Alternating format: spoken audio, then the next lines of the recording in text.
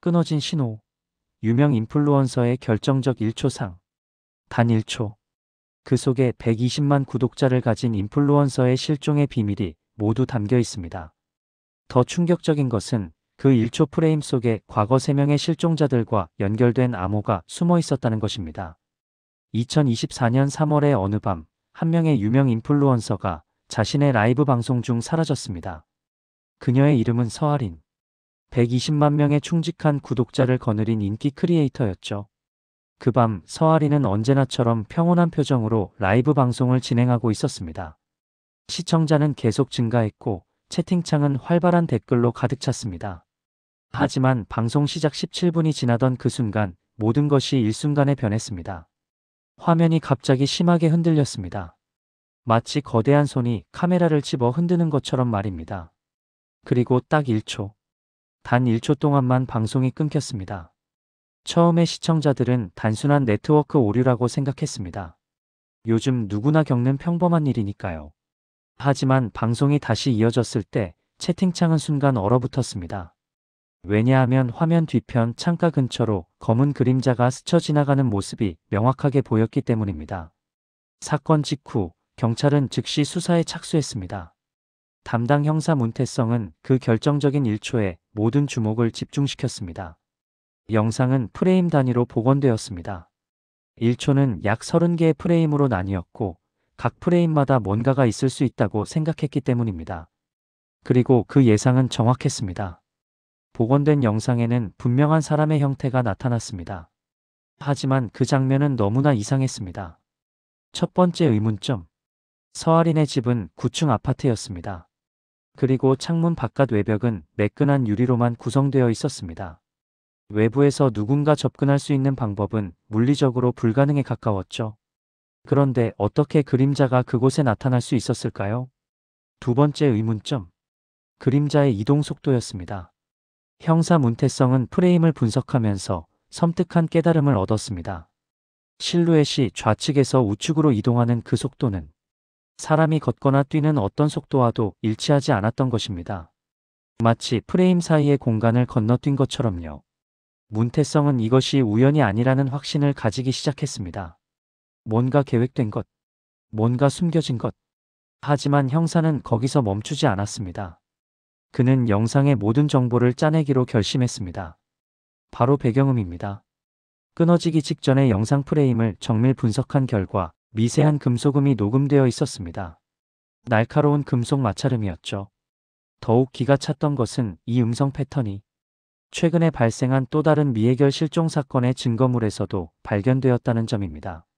즉, 이번 사건이 단독 범행이 아닐 수도 있다는 가능성이 나타난 것입니다. 형사는 서아린의 SNS 기록을 시간 순서대로 추적하기 시작했습니다. 지난 한 달간의 그녀의 촬영 위치들을 지도에 표시한 후 그 주변을 맴도는 특정 차량의 기록을 수집했습니다. 경악할 일이었습니다.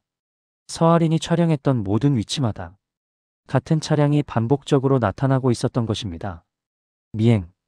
누군가가 그녀를 지속적으로 추적하고 있었습니다. 금속음, 그림자, 단절된 1초, 그리고 미행. 모든 요소들이 마치 퍼즐 조각처럼 서로 묘하게 맞물리고 있었습니다. 경찰은 서아린의 집을 상세히 조사했습니다. 겉보기에 집 내부는 정돈 상태였습니다. 가구는 제 위치에 있었고 물건들도 흐트러져 있지 않았습니다. 하지만 한 가지가 빠져 있었습니다. 서아린이 매일매일 들고 다니던 촬영 장비 가방이 사라져 있었던 것입니다. 그 가방에는 카메라, 보조 배터리, 그리고 그녀의 개인 기록 노트가 있었습니다. 현관 바닥에는 놀라운 증거가 남아 있었습니다. 누군가의 젖은 신발 자국들이 여러 개 찍혀 있었는데 가장 이상한 점은 그 발자국의 방향이었습니다.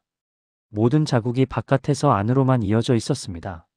안에서 밖으로 나가는 자국은 없었던 것입니다.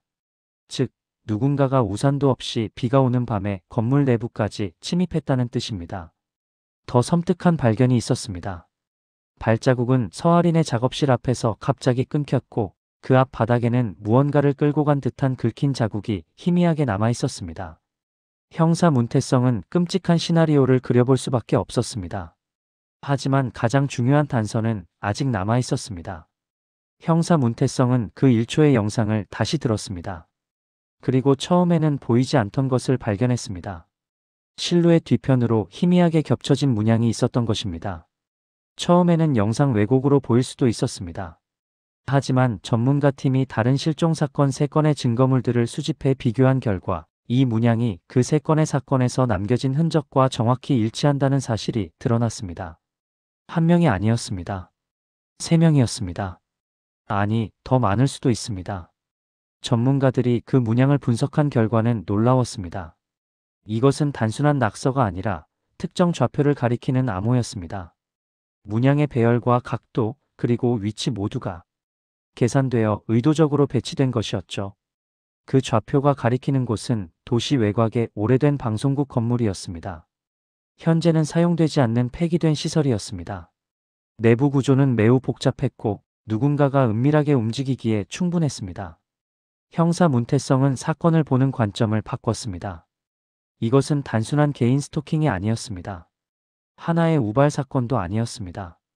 더 큰 조직, 더 큰 계획의 일부였습니다. 그리고 서아린이 마지막 1초 동안 남긴 그 신호는 누군가가 의도적으로 남긴 결정적인 메시지였습니다. 마치 도움을 청하는 신호 마냥요. 경찰 수사는 새로운 장으로 접어들었습니다. 폐기된 방송국 건물로 향하는 수사. 거기서 서아린과 그 외 실종자들은 어디에 있을까요? 그들을 끌어간 범인들은 누구일까요? 그리고 가장 중요한 질문은 정말로 모두가 살아만 있을까요? 이 사건의 진실은 그곳에 있습니다. 수사팀은 영상 왜곡이라 생각할 수 있는 부분에서 의도된 암호를 발견했고 음성 패턴에서 연결된 고리를 찾았으며 물증 하나하나에서 범행의 흔적을 확보했습니다. 이렇게 사소해 보이는 증거들이 모여 거대한 사건의 진실을 밝혀내게 되는 것입니다. 다음 영상에서는 이 사건이 어떻게 마무리되었는지 다루도록 하겠습니다. 지금 구독과 알림 설정을 해주시면 그 다음 영상을 가장 빨리 만나보실 수 있습니다. 감사합니다.